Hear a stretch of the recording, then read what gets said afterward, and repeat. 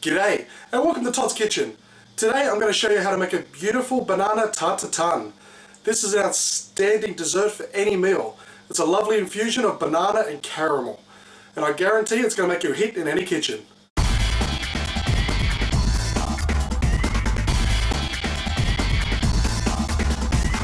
Okay, so we're going to put 2/3 a cup of castor sugar into a pan. Now if you don't have castor sugar, it's also called superfine sugar or baker sugar. And we're going to use this to make our caramel sauce. Now you're going to do this on a medium heat and just spread it out. Now when it starts to melt, you're going to be tempted to want to stir it and mix it around, but try not to. Try best not to, because that'll spoil it. Now you're going to be tempted to add water to this. A lot of people do it when they make the caramel sauce, but I prefer not to because you get a much richer caramel taste. But what I will do is, if crystals start forming just on the outside, we're going to brush it down with just a little bit of water. Okay, now while we're waiting for the sugar, we're going to cut bananas at an angle like this.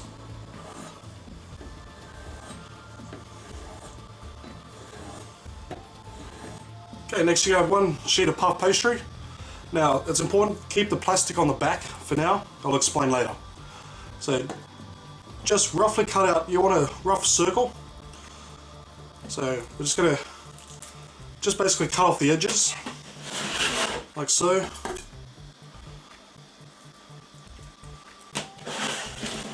It only has to be a rough circle, it doesn't make a difference, because it's all going to become clear soon. So just cut the edges off, just so you got a rough shape of the fry pan that you're using.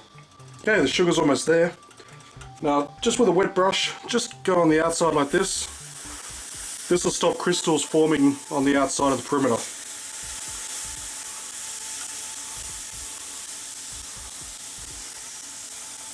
And just keep on doing that whenever you see crystals forming just on the outside. Okay, it's almost done now. A lot of people are tempted when it starts to go golden to put the butter straight on. Let it sit for another couple of minutes, just till it starts to go a bit darker, because you're going to get a much richer caramel. Okay, so it's about right now, so I'm going to put in our butter.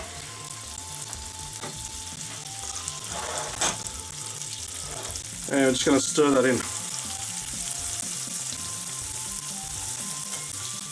Just give it a good mix so it's completely combined. Oh, the smell of this is fantastic. It's just filling this room up full of the smell of lovely, lovely caramel. Okay, so once it's all combined, we're going to take this off the stove now, and we're going to let it cool for just a few minutes, and then we're going to put the bananas on. Okay, so I've had it cooling for a couple of minutes. Now we're going to place on our bananas. So you're just going to evenly place them out. If you want to choose a design, that's completely up to you. But we're just going to completely cover this whole base with the bananas. Okay, now that's covered with bananas, we're going to grab our puff pastry there. And we're just going to stick it on like so. Now the reason why I want you to leave the plastic in there, because it's going to make it a lot easier when you try to tuck this under. So just gently tuck it under. The caramel's still a little bit hot, so you want to be careful of that.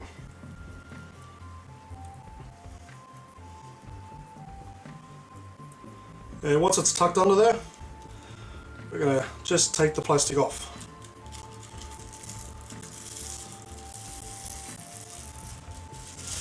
Now something that's also very important, just put a couple of little slits throughout the puff pastry.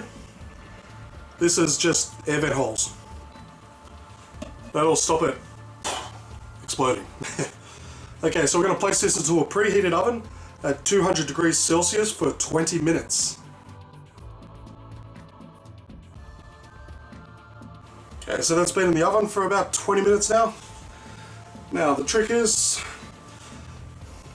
we're going to put this on top of put a plate on top, like so, and then we're just going to flip it.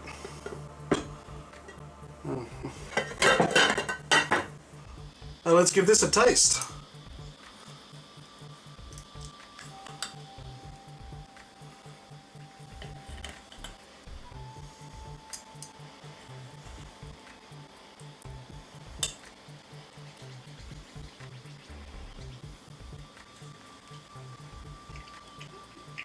Oh yeah. That caramel banana, that's just outstanding. Well, that sure was delish. It'll also go great with some whipped cream. That was a lovely infusion of caramel and banana. Thank you for watching this episode of Todd's Kitchen. Be sure to show me some love by giving me a thumbs up, leave a comment, and I'll see you again this Sunday for another outstanding recipe.